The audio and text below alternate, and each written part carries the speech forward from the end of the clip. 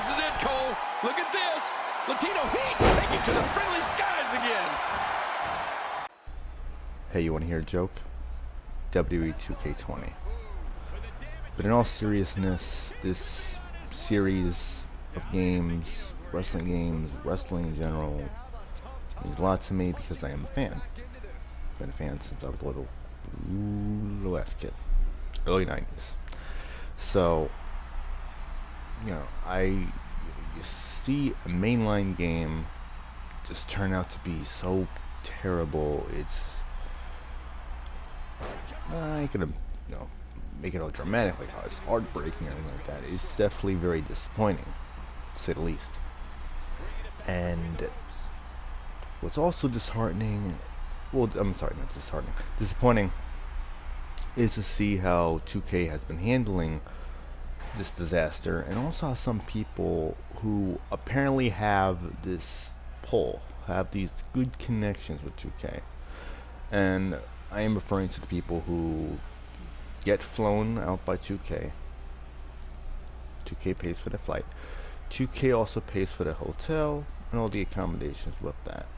On top of that, they get to go and play the game early, get to capture footage, get to interview people, and for whatever reason, these people are interviewing the wrestlers. They're not interviewing anyone in the development team, in PR department, or anything like that. No one involved with the game.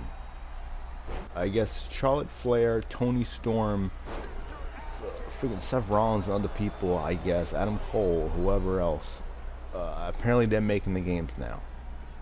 That's news to me.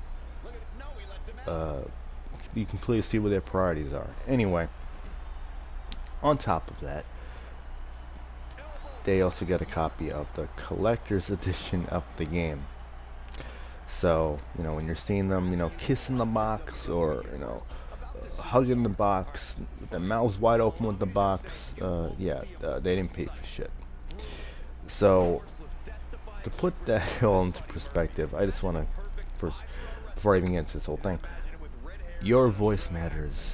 And you as the consumer who pays for the game, who pays $60 or more for the game, or for the games yearly, or if you get it here and there, maybe you miss a year or two, or maybe, whatever it is, don't feel like these people are the only voices that can be heard or should be heard from 2K.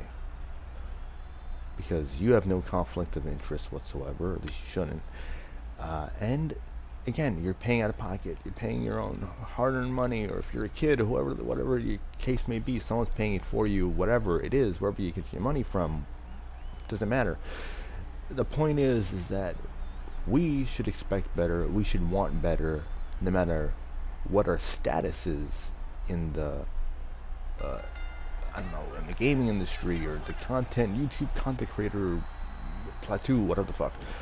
The fact of the matter is that don't be afraid to let your voice be heard. And that's why I would strongly encourage people is to keep, using the hashtag FixW2K20. Keep putting out videos, screenshots of the terrible nonsense that's going on, and even just rant about it, put a post, video, whatever, and maybe give suggestions on what you want to see improved, because that's what I'm going to try to do now.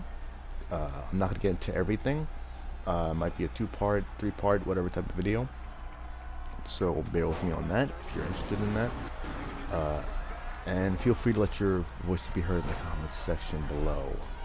So, without all out of the way, let's get into it. I hear noise in the background, so I apologize for that.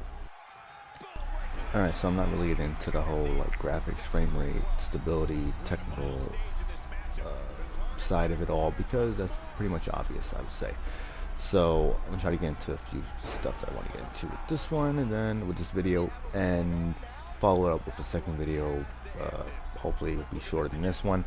Anyway, so I want career mode to be pretty focused. I don't want no filler. I don't want to be playing as a male and female.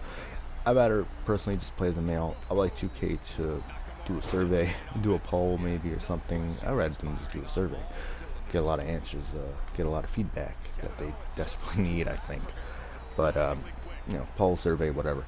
on seeing the percentage of people who actually had played, who actually care about playing as a female in the career mode. Not a big fan of how they went about with the career mode in 2K20. I'm not finished with it yet, but I'm just not a big fan of how the direction they went in with the characters, and especially with the male character. I don't think you can still make a empowering female without having to make a complete retarded male character, in my opinion. But I'll probably put a video up of little bits of the career mode and to give you an idea of what I mean by that, so you not know I'm just like not talking in my ass entirely. But anyway, one career mode that I really enjoy that comes to mind is Day of Reckoning. I thought that was pretty good, where it gave you some choices on where you can go Raw, SmackDown, who you can align with and whatnot, betrayals and things like that. It was really good in my opinion. A good way of having someone be like someone rising up to the ranks and whatnot.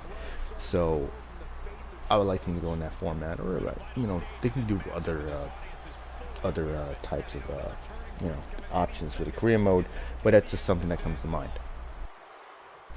Alright, so I would like them to integrate the strong points of universe mode and integrate that into the good parts about GM mode. And because you just put GM mode, it, from what I can remember, it was almost like a browsing game in a way, but it was fun, addicting in a way, and I think it got better from what I can remember. Over time it got better. But anyway, managing wrestlers, the fucking your budget, or what the fuck it is, the amount that you have, how much you're getting, and all that, just managing all that stuff, but also being able to play matches, see the cutscenes, see certain rivalries, how they turn out, who's going to be on your show, etc., whatever, all that good stuff I like to see in there, and break up a lot of the repetitiveness of both modes, pretty much. So last thing real quick, if they can't really get that technology, whatever it is that they use for the capturing the faces of the wrestlers, so they allegedly look as real as possible, if they can't get that right, I'd rather them just ditch it or wait until they kind of get a better idea of how that works, and just use like photos to reference it or something like that, because it's been a mixed bag. Some people look really bad, others look better than others.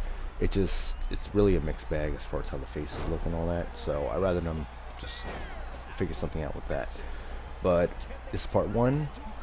Get around to part 2, and until then, let me know what you think, or with your suggestions as far as what they can do to improve or remove, add, all that good stuff. Just let me know. I hope you enjoyed part 1. I want to get around to part 2 at some point. But until then, I'll see you in the next one. Take care and enjoy the holidays. See ya.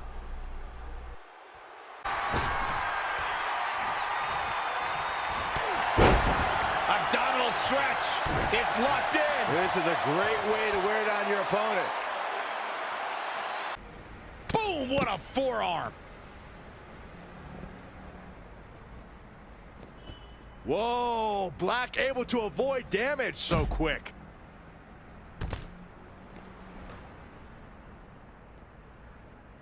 What in the world is happening? Weirdo.